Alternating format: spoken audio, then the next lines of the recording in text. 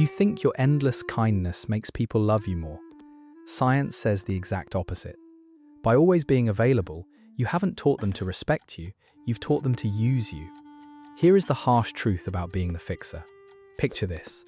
It is 2 a.m, your phone lights up in the dark. You are completely exhausted, your mind is clouded, but you answer anyway because you know who it is and you know they need you. You listen, you soothe, you offer the perfect advice, untangling their chaotic life while your own peace is entirely sacrificed. You are their emergency contact, the crisis manager, the reliable safety net. But let me ask you something. When the crisis is finally over, when the sun is shining and they are celebrating their wins, where are you? You are the first person they call when their world is falling apart, but somehow, you are the last person they remember to include when everything is fine. It hurts, doesn't it? It is a quiet, incredibly isolating kind of pain. In psychology, we can look at this as the paradox of the perfect fixer. You have become so seamlessly good at handling everyone else's problems, so efficient at absorbing their heavy emotions, that people have simply forgotten that you are human. They forget that you get tired. They forget that your shoulders can only carry so much weight before they start to crack. You make it look so effortless that, to them, your help no longer feels like a sacrifice. It feels like a baseline, an expectation. And here is where it gets truly difficult. You know this is happening. You feel the deeply unfair imbalance in your bones. Yet, the mere thought of saying no, the simple idea of telling someone, "I cannot help you today, I am too exhausted," sends a wave of anxious panic straight through your chest. It is a toxic, paralyzing kind of guilt. Over time, you have been conditioned to believe that your worth in their life is tied directly to your usefulness. If you are not fixing, if you are not saving, if you are not bending over backwards to accommodate them, then what value do you actually hold? Will they still stay? Will they still care about you if you have absolutely nothing left to give? Have you ever wondered why the person who does the most is almost always thanked the least? It is not bad luck. It is a highly predictable psychological pattern. And until you understand the invisible backbone you have provided for everyone else, you will continue to break your own back trying to keep them standing.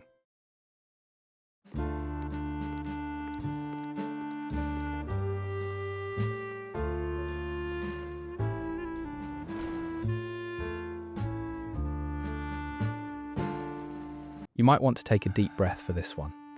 The reason people do not appreciate your endless sacrifices is not necessarily because they are inherently selfish, toxic, or cruel. The deeply uncomfortable truth is that the way you give has accidentally trained them to take you for granted. In behavioral psychology, there is a powerful mechanism known as reward conditioning. It dictates exactly how the human brain learns to value things based on scarcity and effort. When a reward is given constantly, effortlessly, and without any required investment from the receiver, the brain completely stops seeing it as a reward. It starts seeing it as a baseline right. It becomes an expectation. Imagine breathing. You do not wake up every morning overwhelmed with gratitude for the oxygen in the room. You simply expect it to be there. You only notice it when you are choking. To the people in your life, your help has become oxygen. Every time you drop your own plans to help someone who hasn't even properly asked, every time you reply to their text in 3 seconds while they leave you on read for 3 days, every time you silently fix a problem they created, you are sending a subconscious, deeply ingrained signal to their brain. You are telling them, "My time has no cost, my energy is unlimited, you do not need to work to earn my support." And human nature, unfortunately, is ruthlessly efficient. When you price your time, your empathy, and your emotional labor at 0, people will intuitively treat it exactly like that. 0. This is the devastating trap of unconditional availability. Somewhere along the line, you grew up believing that being a good person meant having absolutely no boundaries. You thought that if you just gave enough, loved enough, and sacrificed enough, people would eventually wake up, realize your immense value, and return the favor. You thought your generosity would inspire their gratitude. But science tells a very different, much colder story. Unconditional kindness without boundaries does not create mutual respect. It creates entitlement. When you are always the one jumping in to fix things, you actually rob the other person of the opportunity to experience the natural consequences of their own actions. You become a human shock absorber for their mistakes. And why would anyone learn to drive carefully if they know you are always there, ready to throw yourself in front of the car to absorb the impact of their crash? They do not check on you because they genuinely believe you do not need to be checked on. You have never shown them your limits. You have never let them see you fail. You have masked your exhaustion so perfectly, smiling through the burnout, that they simply assume you draw endless joy and energy from carrying their burdens. It is a bitter, heavy pill to swallow. Realizing that the very mechanism you use to try and secure love and connection is the exact thing causing your profound devaluation. Your lack of boundaries has essentially taught the people around you that your needs are entirely optional. But there is a strange comfort hidden inside this harsh reality. It is a cognitive shift that can change your life. If your behavior trained them to take you for granted, it means you possess the absolute power to retrain them. The dynamic is not a curse. It is not permanently broken. It is just functioning exactly the way the current rules allow it to. The real question you have to ask yourself now is, why are you so terrified to change the rules? Let us be completely honest with each other for a moment. When you are alone in your car, gripping the steering wheel, or staring up at the ceiling in the middle of the night, behind your "it is completely fine, don't worry about it" smile, how much of it is actually boiling, unspoken resentment? We need to talk about the dark side of being the good person, the side you probably feel too guilty to admit, even to yourself. Because the truth is, every time you swallow a no and force out a yes, that trapped boundary does not just disappear. It turns into resentment. It starts as a quiet whisper in the back of your mind. You agree to take on their workload, you listen to them vent for the third hour, you cancel your own plans to accommodate their emergency. On the outside, you are the calm, collected, endlessly supportive friend or partner. But on the inside, there is a tight, heavy knot in your chest. You are angry at them for having the audacity to ask, but more deeply, you are furious with yourself for lacking the courage to refuse. This is what psychologists refer to as the martyr complex. Without realizing it, you begin to suffer in silence, carrying the emotional baggage of everyone in the room, while secretly despising the world for being so profoundly unfair to you. You wait for someone, anyone, to notice your sacrifice. You wait for the moment they look at you and say, "You have done enough. Please sit down. Let me take care of you now." But that moment never comes, and the resentment grows like a tumor. You start keeping a silent, invisible scorecard in your head. You remember everything you have done for them, every sacrifice you made, every tear you wiped away, and you compare it to the absolute silence you receive when you are the one struggling. You feel incredibly lonely, yet deeply bitter. And here is where it becomes truly dangerous. If you let this silent resentment fester for too long, it metastasizes into something much darker than anger. It turns into apathy. In clinical terms, this is called compassion fatigue. It is the moment your emotional battery completely dies. One day, someone you love comes to you crying about a problem, perhaps the very same problem you have helped them navigate 10 times before, and suddenly, you realize you feel absolutely nothing. The well of empathy has run entirely dry. You look at them and just want them to stop talking. When this happens, the guilt is crushing. You look in the mirror and think you have turned into a cold, heartless monster. But you are not a monster. You are just hopelessly, violently depleted. You have poured so much of your soul into other people's cups that you are scraping the bottom of your own. Your anger and your numbness are not signs that you are a bad person. They are biological alarm bells. They are your nervous system screaming at you, begging you to realize that you are being violated by your own lack of boundaries. Let us go a level deeper, into a place that might feel a little uncomfortable to look at. You tell yourself, and everyone else, that you cannot say no because you do not want to hurt their feelings. You say you just care too much. But what if that is only a half-truth? Psychology suggests a much darker reality. You do not struggle to say no because you are worried they will be sad. You struggle because you are terrified that if you stop being useful, you will lose your reason to exist in their life. This is a concept known as utility-based self-worth. Somewhere along the line, you have accidentally tethered your entire value as a human being to your capacity to solve problems for other people. You do not believe you are inherently worthy of love just for breathing, existing, and being yourself. You subconsciously believe that you have to pay rent for your space in people's lives, and your currency is endless acts of service. This pattern does not just fall out of the sky. For the vast majority of chronic fixers, this script was written long before adulthood. Think back to when you were young. Did you grow up in a household where emotions were volatile, unpredictable, or completely unspoken? Were you the good child, the mature one, the peacemaker?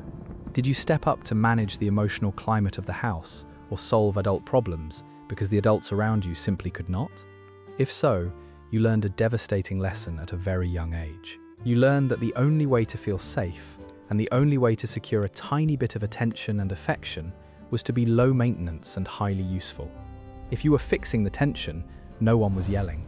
If you were taking care of everyone, you were praised. You figured out that love was a transaction. Fast forward to today, and your adult brain is still running that exact same childhood survival script. You have built your entire identity, the very core of your ego, around being the fixer.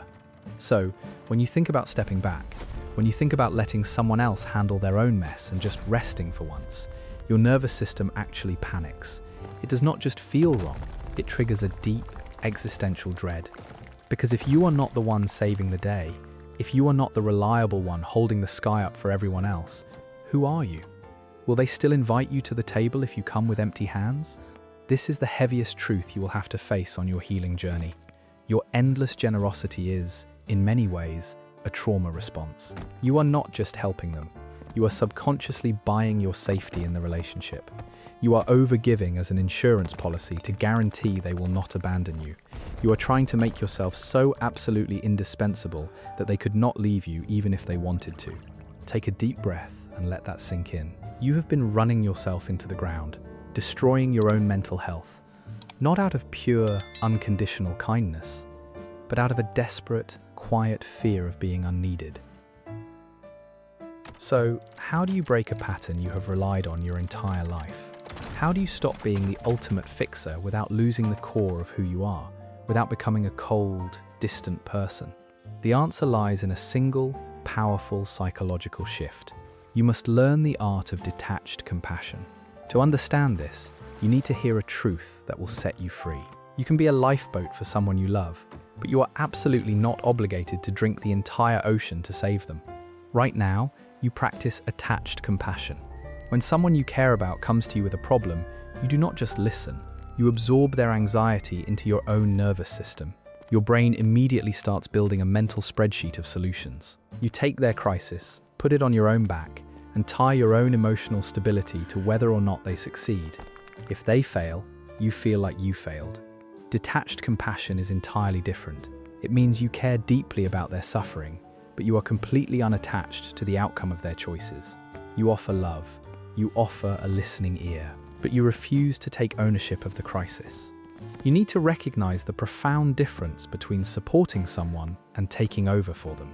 Support is standing next to someone while they carry a very heavy box, encouraging them, maybe holding the door open. Taking over is grabbing the box out of their hands and carrying it yourself because it hurts you to watch them struggle. And here is the twist that most people pleasers never see coming. When you constantly grab the box out of their hands, you think you are being loving. But on a subconscious level, you are actually being deeply disrespectful. By fixing everything for them, you are silently telling them, I do not believe you are strong enough or smart enough to survive this on your own. You are enabling their helplessness.